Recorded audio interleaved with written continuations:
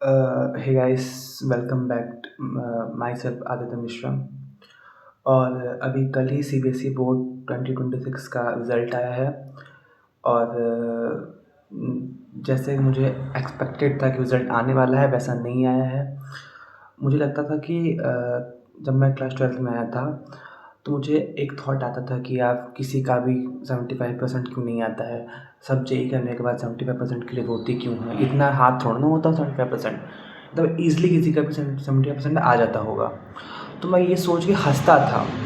Literally I was laughing on the people जिनका भाई 75 नहीं आता, जिनका भाई 70 आता था, 65 आता था, 68 आता था।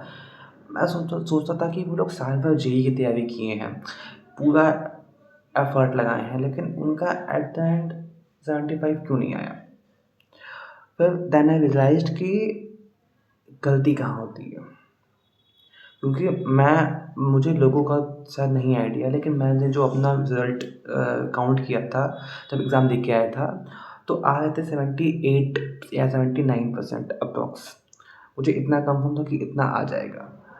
बट जब मैं अपना रिज़ल्ट काउंट किया ऑन द फ़ोन, जब आता है रिज़ल्ट, तो रिज़ल्ट में आता है मेरा 68%, 68, हाँ। आई वाज़ शॉक्ड कि इसमें गलती क्या है। मतलब मेरा मार्क्स, मैं इतना शॉर्टी के साथ कह सकता हूँ कि 78 है तो मिनिमम 75 तक जा सकता है, उससे कम नहीं जा सकता था। और फिर जब मैं रीचेकिंग और री इवैल्यूएशन का देखा, तो भाई बहुत महंगा है भाई। एक सब्जेक्ट का 1600 रुपये ले रहे हैं, तो मैं कैसे भी वैल्यूएशन कराऊँगा। मतलब मैं खुद सोचो कि मुझे अगर डाउट है कि मैं फिज़िक्स और केमिस्ट्री में मार्क्स कम आ रहा है, तो मैं उन 2 सब्जेक्ट के कराने के लिए मतलब 32 रुपये दे पाऊँगा। मतलब और मतलब किस कंडीशन में पेरेंट्स मानते हैं कि अगर आपका मार्क्स ज़्यादा आया होता तो एक बार मान लेते कि जब 75 आया है तो 78 या 80 के लिए मान लेंगे।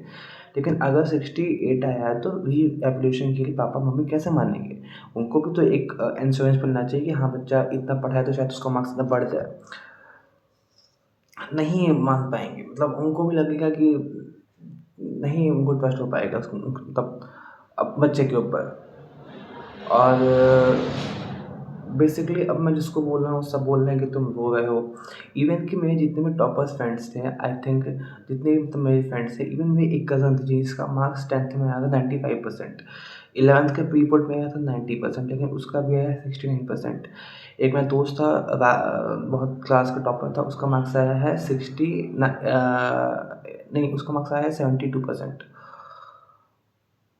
और जितने भी मेरे टॉपर्स थे उनका भी 69 68 ही आया है। मुझे समझ नहीं आ रहा है कि ये सिर्फ मेरे ही ग्रुप के साथ हुआ है कि जितने भी ऑल ओवर इंडिया हैं सबके साथ हुआ है। क्योंकि इस बार चेकिंग मुझे क्यों लगता है काफ़ी ज़्यादा अनफेयर हुआ है। आई वांट अ रीचेकिंग, कि मतलब बिना किसी फीस के फिर एक बार कॉपी चेक कराओ, तो मत एग्ज़ाम वापस कराओ, एक बार कॉपी फिर रीचेक कराओ। हमको लगता है कि सबका मार्क्स बढ़ जाएगा क्योंकि सबका किसी एक सब्जेक्ट में एक्सपेक्टेड मार्क्स से कम मार्क्स आया है। एंड ये जब होता है तो होता है, लेकिन अब मैं स्टार्ट मतलब अब मैं प्रॉपर सीयूटी पे फोकस कर रहा हूँ, क्योंकि सीयूटी लास्ट ऑप्शन है। एंड अभी 7 दिन बाद में सीयूटी है। आज 14 तारीख है, 22 तारीख को सीयूटी है, जीएटी और मैथ का। तो मैं अपना एक शेड्यूल बनाया हूँ जो आपको यहाँ दिख जाएगा कि ऐसा शेड्यूल है, और इसको मैं फॉलो कर रहा हूँ। एंड ये मेरी एंड मैं आपको डेली बेसिस पे अगर आप चाहें तो मैं इन्फॉर्म कर सकता हूँ कि मैं सीओटी का कैसे कैसे मैं डेली क्लासेस कर रहा हूँ। अगर आपको वीडियो चाहिए या तो कुछ मुझसे पूछना है, तो मे भी जानना है क्या क्या है, तो कमेंट कर सकते हैं।